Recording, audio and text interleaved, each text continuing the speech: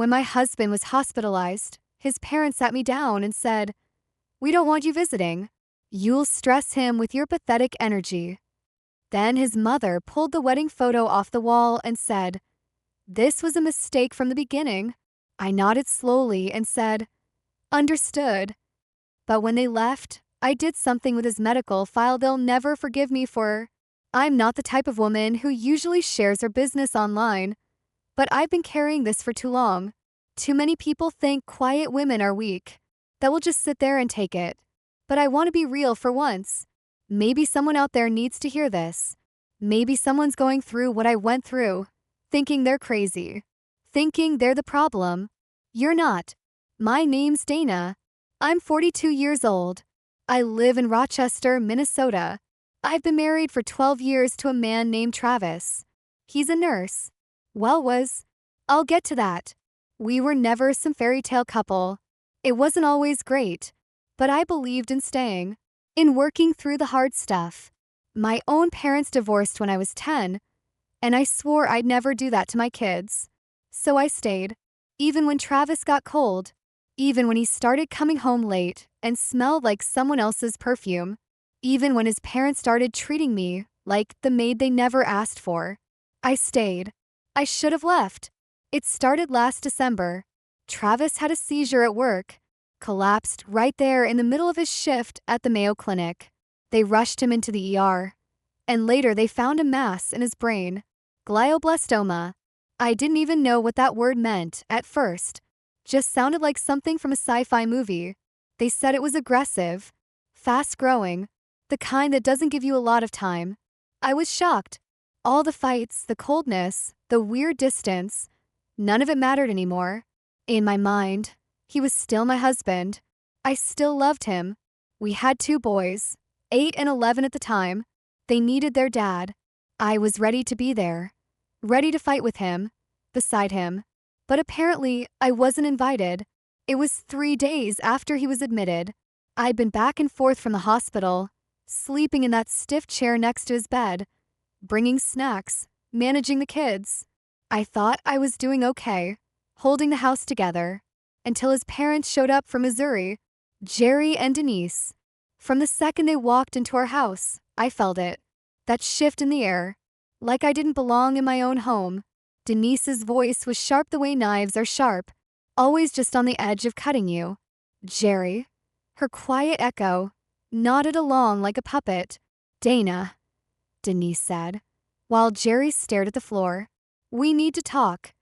I sat on the edge of the couch, hands shaking, still wearing the same jeans from the night before. She didn't even ease into it. "We don't think it's good for Travis when you visit," she said. "You stress him out. Your pathetic energy, it weighs on him. He doesn't need that right now." I blinked. "I'm his wife." "Was that ever really the right choice?" she snapped. She turned, walked to the wall, and ripped the wedding photo down. "This," she held it up like it smelled bad, "was a mistake from the beginning." I just sat there, mouth dry. My heart pounded in my ears. I didn't yell, didn't cry, just nodded. "Understood," I said. She smirked, tossed the photo onto the table, and said they were heading back to the hospital. They left 10 minutes later. I stood in the empty living room and stared at that picture. I didn't even look like myself in it anymore. Younger, yes. Hopeful. Stupid. I waited until they were gone, and then I drove back to the hospital. I wasn't on the approved visitor list anymore. Denise had already talked to the nurses. I sat in the lobby, hands clenched in my coat pockets. I wasn't there to argue. I was there for the file. See, before Travis got sick, I worked admin in that same hospital. 10 years of medical records before I quit to raise our kids. I still knew how things worked. Still knew a few people. I waited until the night shift, short-staffed and distracted, and slipped down the hall with a badge my friend Erica loaned me. She didn't ask questions, just handed it over and said, "Be careful." I opened the system and printed out everything. His scans, doctor's notes, medications, and one thing I hadn't expected. The power of attorney form, dated the day before. Denise had signed it. as if I didn't exist. They cut me out. I wasn't just banned from visiting. I had no say in anything anymore.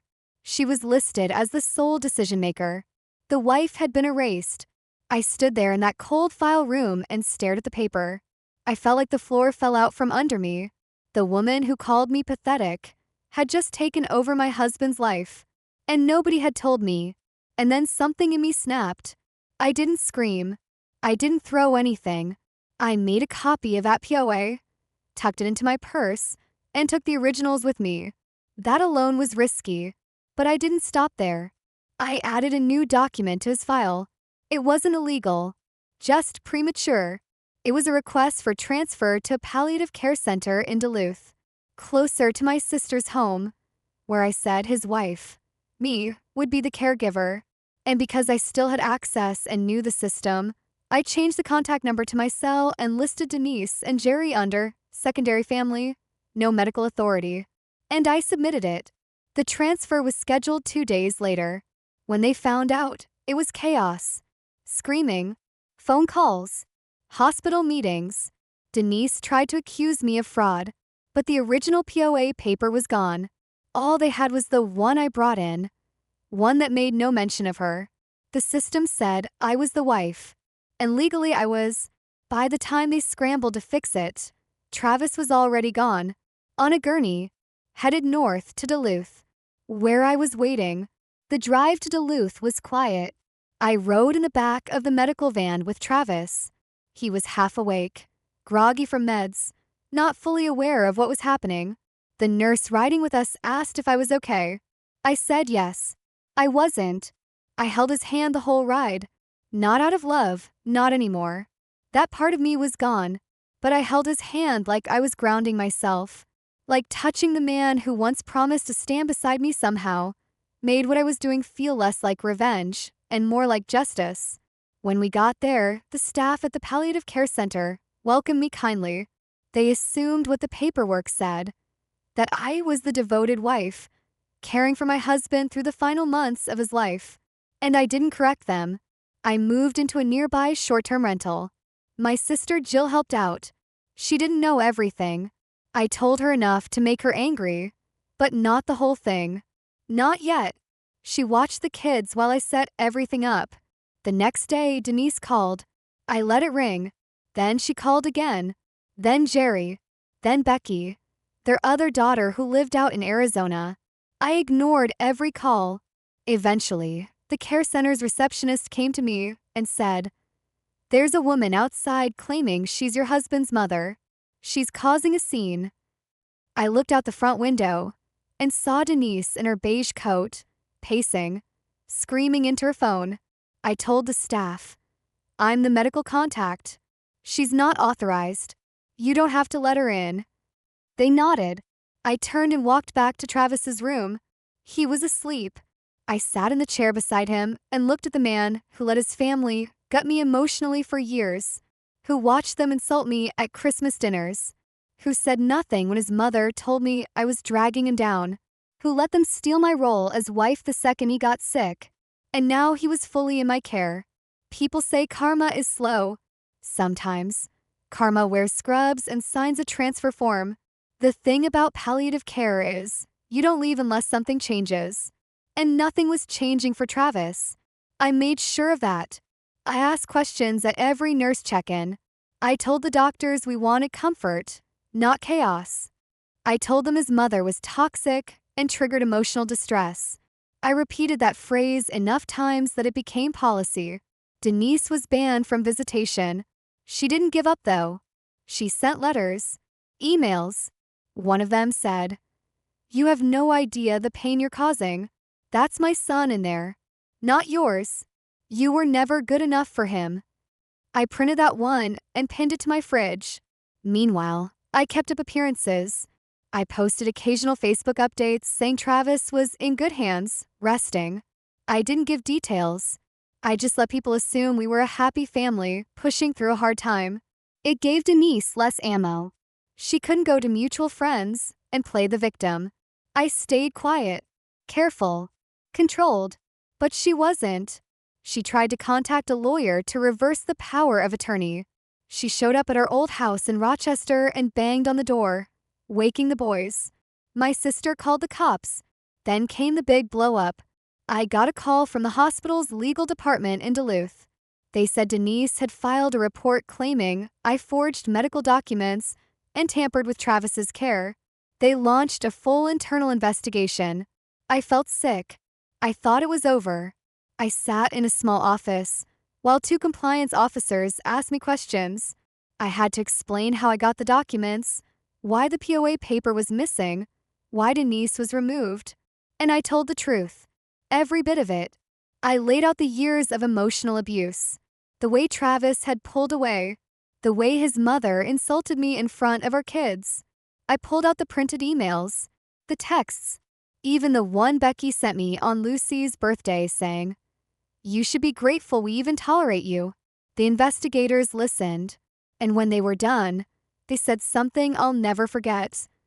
"You're not the first woman we've seen survive this kind of control, but you may be the first one who outplayed them at their own game."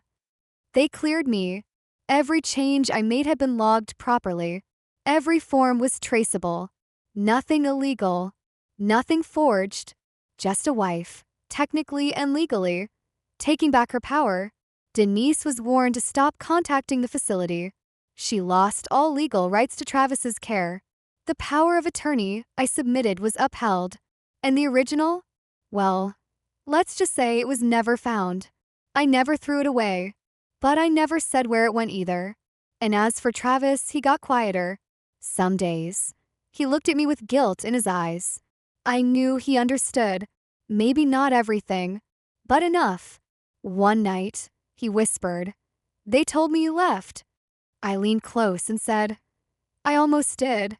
He cried, quietly. I didn't comfort him.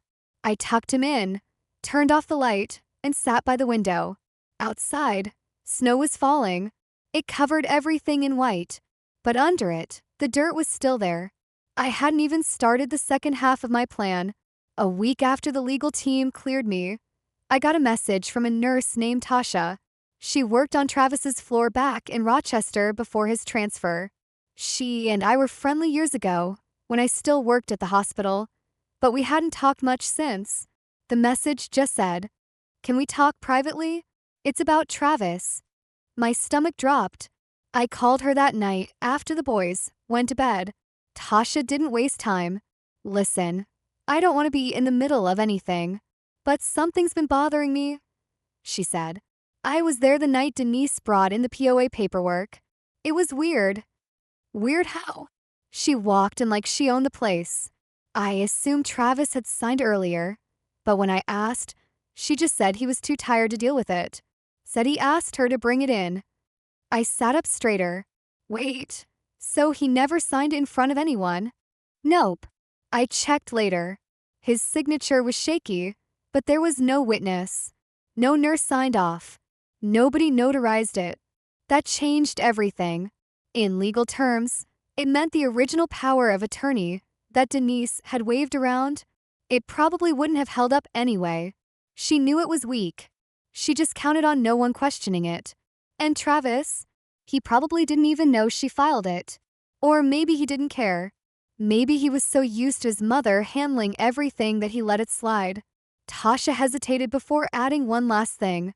"And Dana, I probably shouldn't say this, but we've heard things about Becky, about your sister-in-law."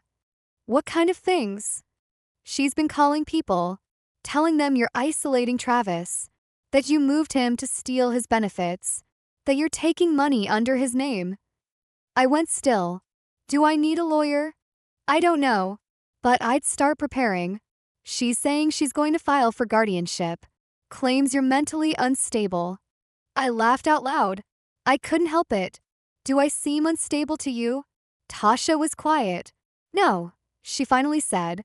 "You seem like someone who finally stopped taking it." We hung up. I couldn't sleep that night. I sat at the kitchen table, thinking about all of it. Travis's blank stares, Denise's tantrums, Becky's smear campaign, the way they'd cut me out, turn my children's birthdays into reminders that I wasn't enough, made me feel invisible in my own marriage. And then I remembered something Something Becky said to me years ago, when she was drunk at a wedding and cornered me in the restroom. You know he still talks to Heather, right? I brushed it off back then. Heather was an old girlfriend from college. The one his mother loved. The blonde nurse who fit in with the family. But that night, I did something I hadn't done in years. I opened Travis's old Facebook account.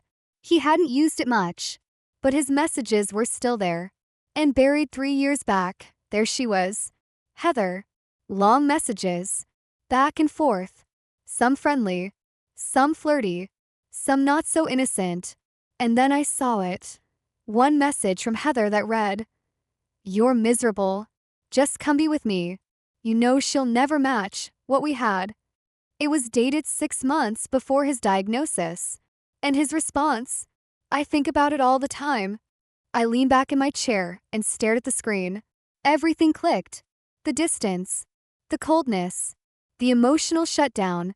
He'd been planning an escape. Maybe he never acted on it. Maybe Heather changed her mind. But he was gone long before the tumor showed up. He was gone before I ever got a chance to fight for us. I printed every message. Put them in a folder. Labeled it with one word. Insurance. Because I knew Becky wasn't bluffing. She was coming for blood.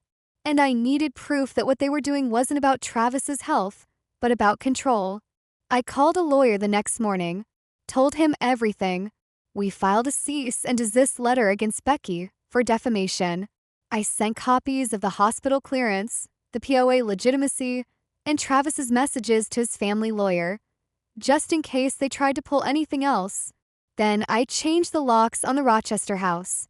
Jill helped me move most of Travis's things into storage. I didn't ask for her opinion. I didn't need it. Because by now, the truth wasn't confusing anymore. It was clear. This wasn't a sick man surrounded by love. This was a man protected by people who hated me, who used his illness to finally erase me, who saw his brain tumor not as a tragedy, but as an opportunity. And I had let it happen for too long. No more. About 3 weeks after I filed the cease and desist against Becky, things escalated fast. She showed up at the care center in Duluth. I was walking out with a nurse after a check-in with Travis, and there she was, in the parking lot, wearing heels, sunglasses, and that same fake smile she always wore at family gatherings. I stopped walking. She strutted up to me like nothing had happened. "Dana," she said, pretending to be surprised. "Didn't expect to see you here." "I live here," I said. "He's my husband." She nodded. "Not for long." I waited. She took off her sunglasses. "We're filing for guardianship. You're unfit. You've isolated him. You've got him locked in this place like some kind of prisoner. You've weaponized his illness, and we're not going to let it slide anymore." I stepped closer, lower my voice. "Try it." "I already did," she hissed. "Paperwork's in process." And then I handed her something. A manila envelope. Thick. "What's this?" "Read it." She pulled it open. Right there, in the cold wind. Inside. Screenshots of every message between Travis and Heather. Printouts of the missing witness POA her mom had used to seize control. The lawyer's letter outlining the legal exposure they'd be facing if they continued their harassment. And copies of texts from her mother, calling me useless. A mistake. And an embarrassment to the family. Becky's smile started to fade. "You're bluffing," she said. "I'm not," I said quietly. "And there's more. Your mom took out a credit card under Travis's name 2 months after his diagnosis. I didn't report it yet, but I will." Her face drained. She hadn't known that I knew. I leaned in, voice even lower now. "If you take me to court, all of this becomes public. That card, those messages, your mom's little fraud games, and Travis's affair with Heather, front and center. You're sick." "No," I said. "I'm just tired." She turned and stormed off, envelope still in her hand. 2 days later, her lawyer dropped the guardianship petition. Quietly. No explanation. No public apology. Just silence. But I wasn't done. I contacted the Office of Adult Protective Services in Minnesota, laid out everything Denise and Becky had tried to do, removing the wife from medical decisions, manipulating his care, attempting guardianship under false claims, using his finances. They opened a case. Turns out, that credit card Denise opened under Travis's name. $11,000 in charges. Spa visits, a flight to Phoenix to see Becky, furniture from a boutique in Missouri, fraud. And because I still had legal access to his accounts, I froze every single one. The case was open for 3 months. I gave them everything. Emails, records, even voicemails. In May, Denise was charged with financial exploitation of a vulnerable adult. Class C felony in Minnesota. The news hit the local paper. Mother-in-law accused of exploiting ill son's finances. They didn't name me, but everyone knew. The church group she belonged to dropped her. Becky lost 2 clients from her graphic design business. One of them sent her a message I ended up seeing on Facebook. If you'll steal from your own brother, I'm not trusting you with my brand. Meanwhile, Travis's health declined faster than expected. One day, I brought Lucy and Aaron, our kids, to see him. He was alert but thin, frail. You could see the shape of his skull through the skin. He smiled when they came in, but he looked at me like a stranger. Later that evening, when the kids were gone, he whispered, "Did you hate me?" I sat on the edge of his bed. "No," I said. "I just stopped protecting you." His eyes watered. I didn't know how bad it got. I didn't know You did. I cut in. You just let them do it. He didn't answer. He died 5 weeks later. The funeral was awkward. Small. Closed casket. Denise wasn't allowed to give a eulogy. Becky showed up in dark sunglasses, like it was a movie. I didn't speak. I didn't need to. When it ended, I took Lucy and Aaron's hands and walked them to the car. The will left everything to me and the kids. Travis never changed it. I sold the house in Rochester and bought a small one in Duluth, near the lake. A few months later, a certified letter arrived from Becky. Handwritten. I read it once. It said, "I still think you're cruel, but you were smarter than we thought. Smarter than Travis ever gave you credit for." I didn't respond. The kids are doing okay now. They're in therapy. They ask questions about their dad sometimes. I don't lie, but I don't poison them either. I say, he got lost inside himself, and he let the wrong people speak for him.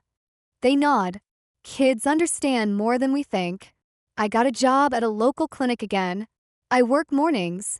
I paint sometimes at night. Nothing fancy. Just trees. Lakes. Things that are quiet. The revenge wasn't loud. It didn't need to be. It was watching the people who spent years making me feel small realize they were never in control.